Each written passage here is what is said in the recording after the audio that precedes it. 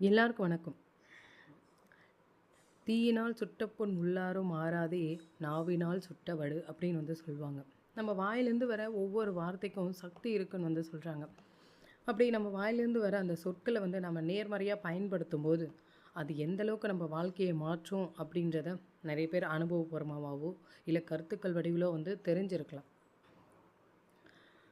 அதை நான் என்னுடைய பதிவு மூலமாக, என்னுடைய வார்த்தைகள் மூலமாக எனக்கு தெரிஞ்ச கருத்துக்களையும் நல் வழிகளையும் நான் இந்த யூடியூப் சேனலில் பதிவிட்டு அது இன்னொருத்தர் வாழ்க்கையில் ஒரு நல்ல மாற்றத்தை உருவாக்கும் அப்படின்ற ஒரு நம்பிக்கையோடு இந்த வீடியோ பதிவுகளை நான் பதிவிட்டு வரேன்.